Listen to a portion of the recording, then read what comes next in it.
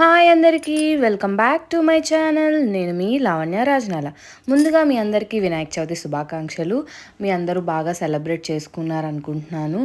ఈ సంవత్సరం ఎట్లాంటి విఘ్నాలు, ఎట్లాంటి బాధలు, కష్టాలు లేకుండా వినాయకుడు అందరినీ చల్లగా చూడాలని కోరుకుంటున్నా.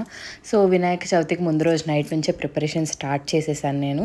శారీ ఏం కట్టుకోవాలి, దానికి సంబంధించిన బ్లౌజ్ ఫిట్టింగ్ ఎలా ఉందని చూసుకొని అది కొంచెం టైట్ ఉంటే అది అడ్జస్ట్ చేసేసుకున్నాను అనమాట. యాక్చువల్గా నేను కట్టుకోబోయే శారీ అది మా మమ్మీ శారీ అనమాట. నాకు తెలిసి అదొక 15-20 ఇయర్స్ ఓల్డ్ శారీ. ఈ జ్యువెలరీ సెట్ యాక్చువల్గా నేను మింత్రాలో ఆర్డర్ చేశాను. ఏదో ఫంక్షన్కి అటెండ్ అవ్వడానికి అని చెప్పి అప్పుడు ఆర్డర్ చేసుకున్నాను. కానీ అది నేను వెళ్ళాల్సిన ఫంక్షన్ అయిపోయిన తర్వాత వచ్చింది. సో అది వాళ్ళు వేసుకుంటున్నా ఈ శారీ మీదకి సెట్ అయిద్ది అనిపించింది నాకు. అంటే శారీ గ్రీన్ అండ్ దాని మీద గోల్డ్ జరీ టైప్లో వచ్చింది కదా, సో సెట్ అయిద్ది అనిపించి దీనికి పేరప్ చేసేస్తున్నాను అనమాట. దీనికి బ్రాస్లెట్ వచ్చింది, plus neck piece, earrings and ఒక రింగ్ కూడా వచ్చింది. టోటల్ సెట్ 900 ఎంతో పడింది.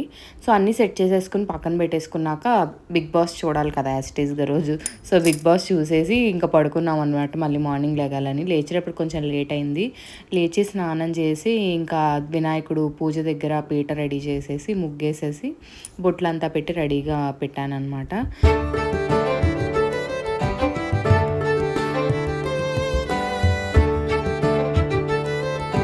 సో ముగ్గేయడం అయిపోయిందనమాట. దాన్ని అక్కడ ఆరడానికి అట్లా పెట్టేశాము. మాకు పాలి పెట్టుకునే ట్రెడిషన్ ఉంది. సో పైన ఒక లైట్ ఉంటే దాన్ని సపోర్ట్ చేసుకుని పాలి కూడా కట్టేశారు అంకుల్. సో కొంచెం ఆంటీకి కిచెన్లో కొద్దిగా హెల్ప్ చేసేసి వచ్చి ఇంకా రెడీ అయ్యాను అనమాట. నేను పని ఉంటే రెడీ అవ్వను, పని అంతా అయిపోయాక రెడీ అవుతాను. ఎందుకంటే ఏదో ఒకటి అంటించేసుకుంటూ ఉంటాను. అంతంత వేలు పెట్టి చీరలు కొనుక్కుని వాటి మీద ఏదో ఒకటి అంటించేసుకుని మళ్ళీ డ్రై వాష్లు ఇదంతా పెద్ద హెడేక్. సో సెట్ నేను అనుకున్న దానికన్నా చాలా బాగా ఆ శారీకి సూట్ అయింది ఆ జ్యువెలరీ సెట్. సో ఇదిగో మా వినాయకుడు చూసేసేయండి. మట్టి వినాయకుడిని తీసుకొచ్చేసాము, అలంకరించేసి మొత్తం దీపారాజన అంతా పూజ స్టార్ట్ చేసుకున్నాం అనమాట.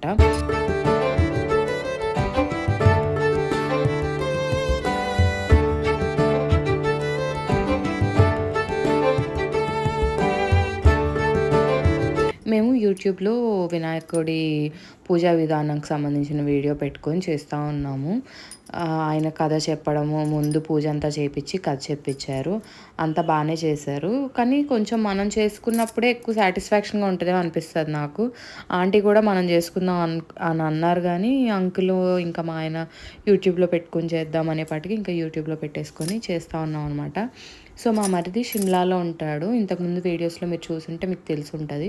సో తను అక్కడ ఉన్నాడు, వాళ్ళు లీవ్లో ఉన్నాడు. పూజ చూస్తానని చెప్పి వీడియో కాల్ చేద్దామంటే అక్కడ ఏదో నెట్వర్క్ ఇష్యూ వచ్చి పూజ అవుతున్నప్పుడంతా మా ఆయన దాన్ని ఎలాగోలా సార్ట్ చేయడానికి ట్రై చేస్తూ ఉన్నారనమాట.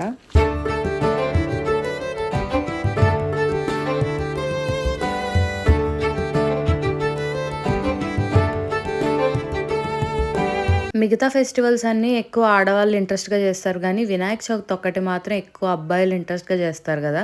సో, మా హస్బెండ్ ఇంకా వాళ్ళ తమ్ముడు గూడా వినాయక చవితి అంటే ఇష్టపడతారు. తను పాపం అక్కడ ఒక్కడే ఉన్నాడు గదా! సో, వీడియో కాల్ చేసి చూపిద్దామని తను గూడా లీవ్ పెట్టుకుని ఇంట్లో ఉన్నాడు.